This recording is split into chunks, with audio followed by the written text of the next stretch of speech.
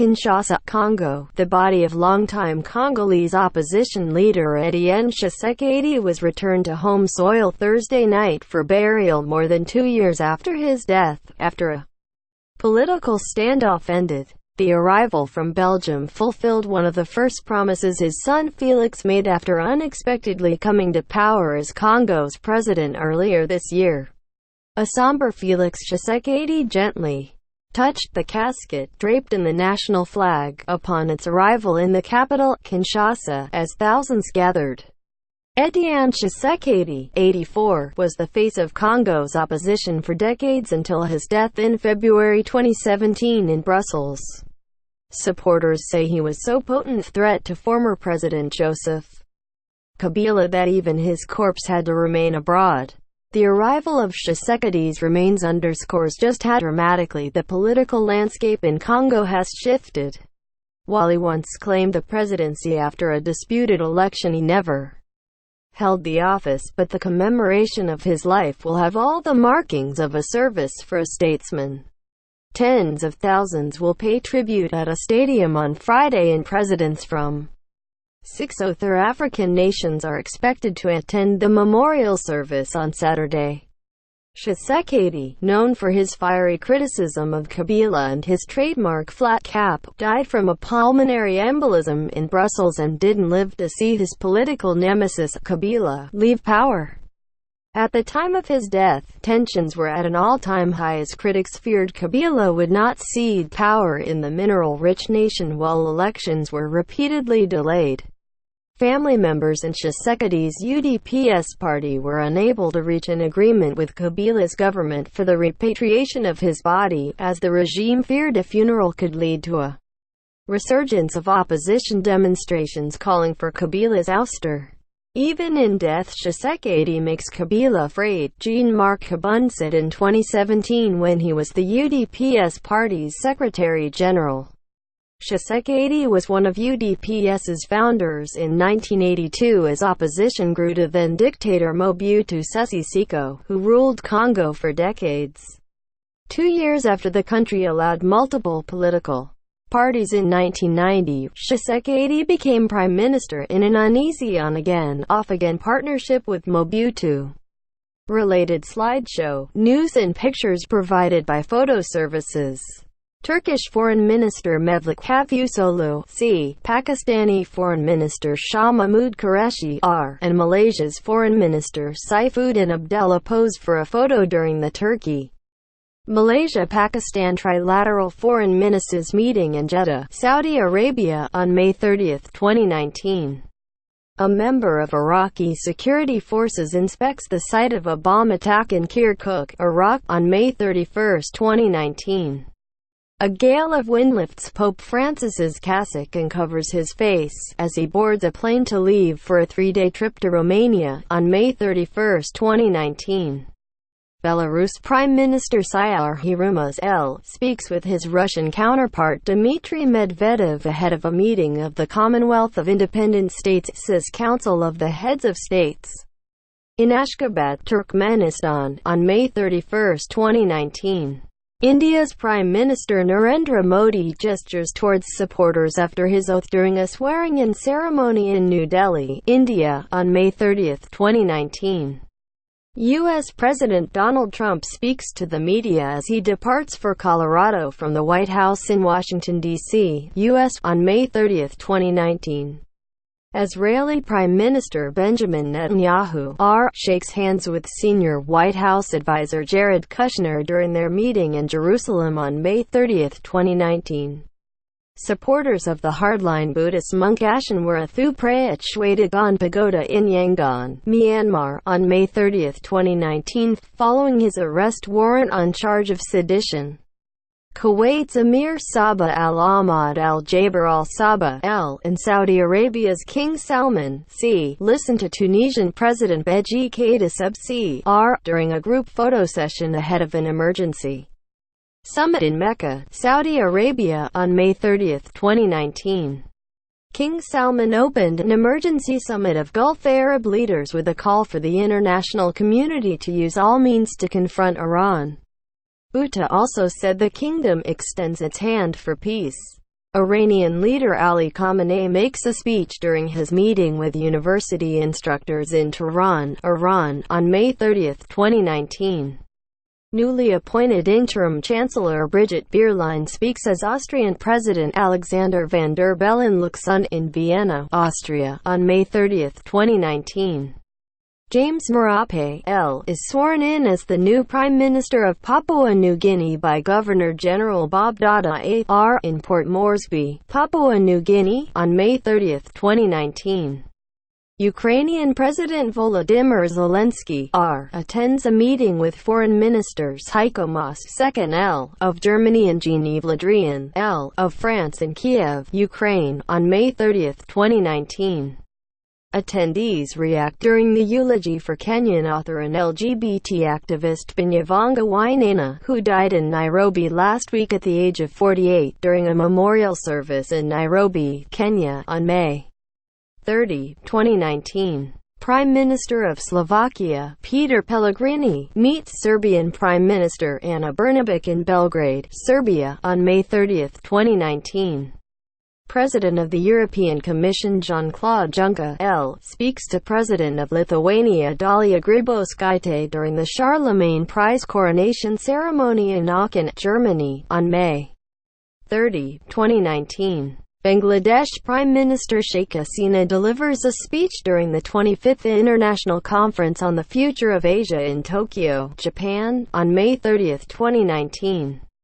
Cardinal Joseph Coutts, C., sits with Christians and Muslims as they break their fast at the premises of the St. Jude's Church during the holy month of Ramadan in Karachi, Pakistan, on May 29. Former President of Georgia Mikhail Saakashvili is welcomed by his supporters as he returns to Ukraine in Borispol Airport on May 29, 2019.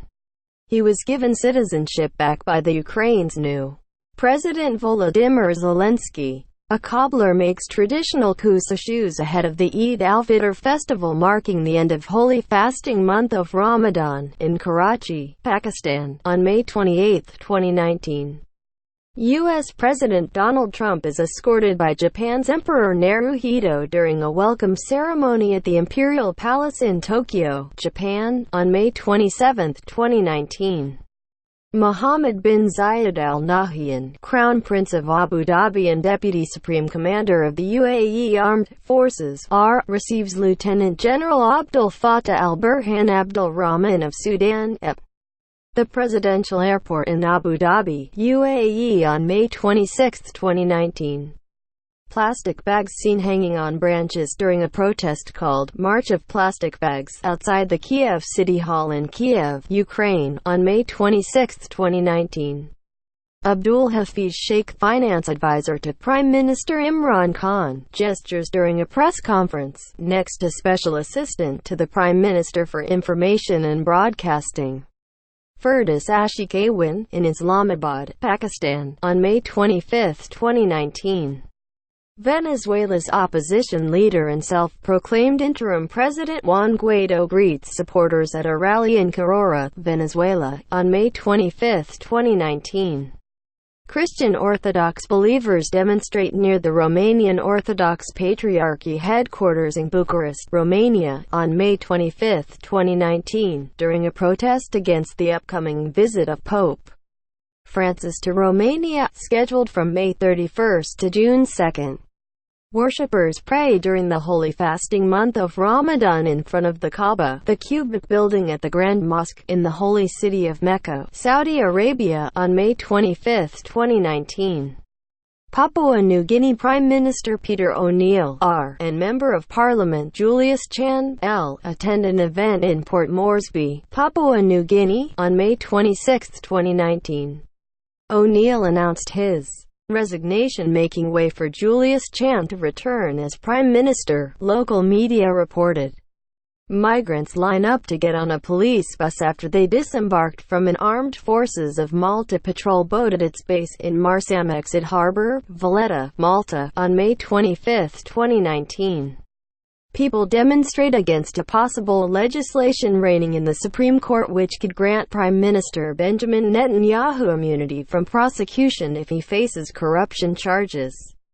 in Tel Aviv, Israel, on May 25, 2019. A right-wing protest on the streets of Dortmund, Germany, on May 25, 2019. Relatives of prisoners killed during clashes at a jail in Nicaragua, Venezuela, wait outside a hospital on May 25, 2019. At least 29 prisoners were killed and 19 police personnel wounded in clashes on May 24 as special forces tried to stop a massive prison break. People walk in a market in front of a banner of Egyptian President Abdel Fattah el-Sisi in Cairo, Egypt, on May 24, 2019. Iraq's President Barham Saleh meets with Iranian Foreign Minister Mohammad Javad Zarif in Baghdad, Iraq, on May 25, 2019. Sri Lankan army personnel carry out a special coordinated search operation, 5 weeks after the Easter bomb attacks in Mutegoda, Sri Lanka, on May 25, 2019. Iraqi Kurdish Peshmerga officers take part in a graduation ceremony in the Kurdish town of Sorin, Iraq, on May 25, 2019. People take part in the March for Life, 4th annual anti-abortion march, in Zagreb, Croatia, on May 25, 2019. Zimbabwe's President Emmerson Mnangagwa arrives for the swearing-in ceremony of Cyril Ramaphosa in Pretoria, South Africa, on May 25, 2019. People attend a protest against Serbian President Aleksandar Vučić and his government in Belgrade, Serbia, on May 25, 2019.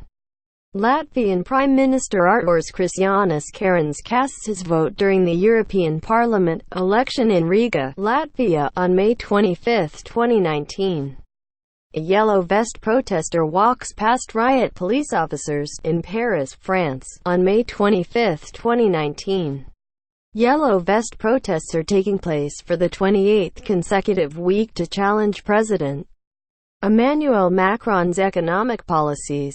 Presidential candidate Alberto Fernandez of the Unidad Ciudadana Citizen Unity gestures to supporters during a rally in Merlo, in Buenos Aires, Argentina, on May 25, 2019. A man arrives to vote in the European Parliament election at a polling station in Rome, Italy, on May 26, 2019.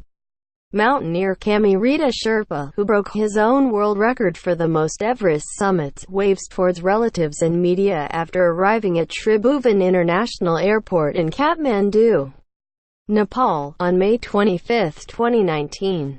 Iranian Foreign Minister Mohammad Javad Zarif, 4th L, meets Pakistani Prime Minister Imran Khan in Islamabad, Pakistan, on May 24, 2019. People marched towards Plaza de Mayo protesting police violence that killed 4 teenagers in San Miguel del Monte, Buenos Aires Province, Argentina, on May 24, 2019. Sadiq al-Kaheli, the interim Speaker of the Libyan Parliament, visits the headquarters of the House of Representatives after it was targeted by a rocket in Tripoli, Libya, on May 24, 2019. Bangladeshi garment workers demonstrate in Dhaka, Bangladesh, on May 24, 2019. Different garments workers' organization staged a demonstration to demand salary increases and a festival bonus before Eid al-Fitr. Students protest President Jair Bolsonaro's environmental policies in front of the National Congress in Brasilia, Brazil, on May 24, 2019. Russia's Prime Minister Dmitry Medvedev and Belarus Prime Minister Saryar Hirumas shake hands during a meeting in Moscow, Russia, on May 24. U.S. President Donald Trump leaves the Oval Office to speak to the media before boarding Marine One for Japan at the White House in Washington, D.C., U.S., on May 24, 2019. Worshippers attend the third weekly Friday sermon and prayers during the holy month of Ramadan at a mosque in Khartoum, Sudan, on May 24, 2019. UN High Commissioner for Refugees Filippo Grandi speaks during an interview with AFP in Yangon, Myanmar, on May 24, 2019. Student protesters hold up placards and shout slogans during the Global Strike for Future demonstration aiming to spark world leaders into action on climate change near the Cabinet of Ministers in Kiev, Ukraine, on May 24, 2019. Czech Prime Minister Andrej Babiš casts his ballot during the European Parliament election at a polling station in Prague, Czech Republic, on May 24, 2019. Venezuelan opposition leader and self-proclaimed interim president Juan Guaido speaks during plenary to present his National Reconstruction Project country plan in Caracas, Venezuela, on May 24, 2019.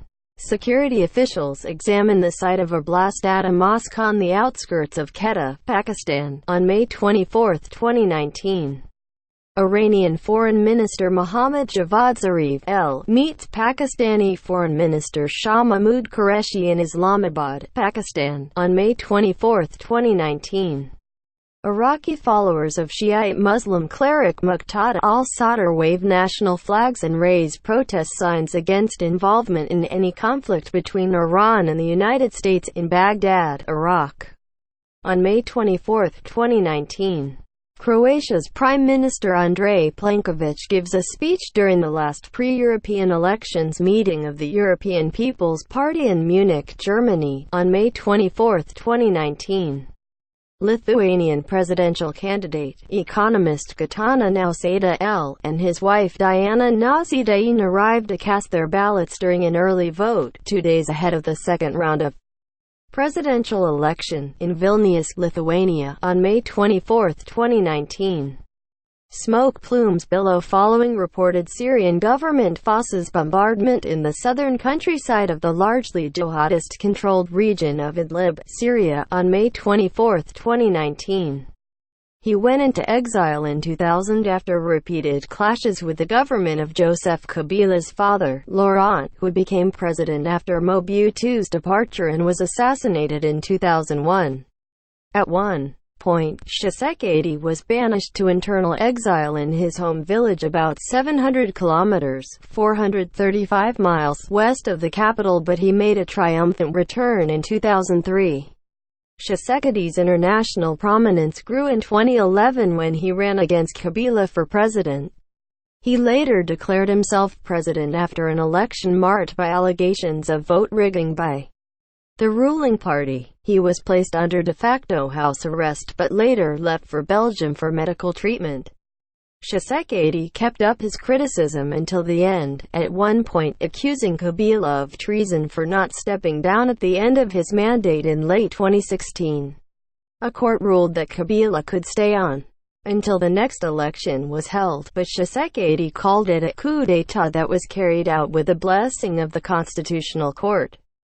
Kabila's government, under international pressure, eventually cleared the way for an election, though Felix Tshisekedi's victory early this year was disputed.